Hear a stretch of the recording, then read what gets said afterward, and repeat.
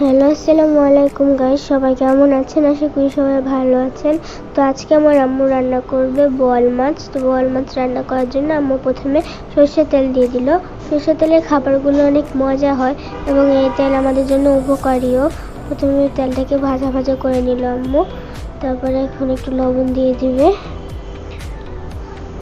লবণ দিয়ে দিল, লবণ দিয়ে আবার একটু নাড়াচাড়া করে নিচ্ছে।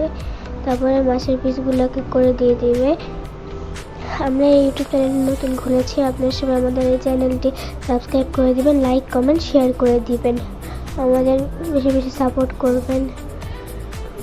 তারপর আমার আম্মু মাছগুলোকে ভাজা ভাজা করে নিচ্ছে, পিসগুলো দিচ্ছে।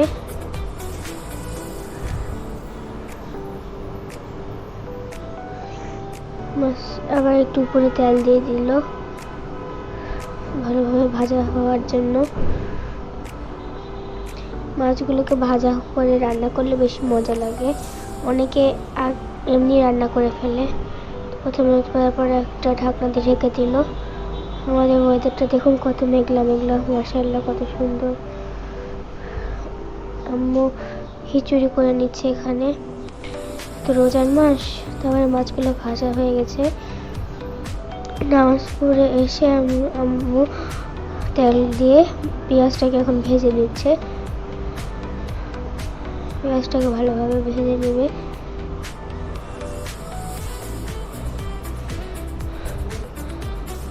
অনেক ভালোভাবে ভেজে নিতে হবে, নাড়াচাড়া করে।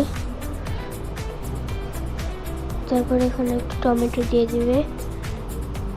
টমেটোগুলো দিয়ে দিল, তারপর নাড়াচাড়া করে নিচ্ছে, ভালোভাবে নাড়াচাড়া করে নিচ্ছে। আমাদের এখানে অনেক বৃষ্টি হচ্ছিল আজকে।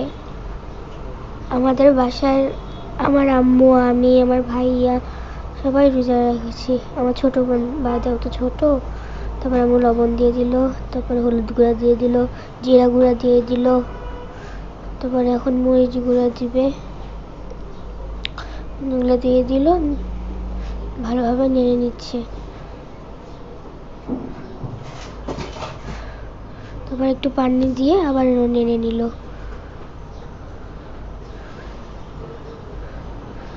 তারপর একটা ঢাকনা দিয়ে ঢেকে দিল। দেখুন খিচুড়িগুলো মাশাআল্লাহ কত সুন্দর হয়েছে।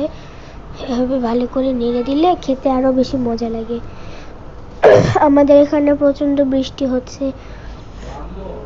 দেখুন কিভাবে গুটি করে লেগে দিচ্ছে। এভাবে লাড়লে খিচুড়িটা অনেক মজা লাগে খেতে। এখন এক এক করে মাছগুলো দিয়ে দিবে।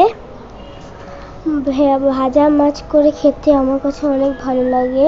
বিশেষ করে বোয়াল মাছ আমার কাছে অনেক ভালো লাগে। আপনাদের কাছে কেমন লাগে অবশ্যই কমেন্ট করে জানাবেন। তারপর মাছ এক এক করে দিয়ে দিচ্ছে। এখন মাছটা হয়ে গেছে, এখন নামিয়ে ফেলবো। আজকে ভিডিওটা এই পর্যন্ত। সবাই ভালো থাকবেন। আল্লাহ হাফেজ।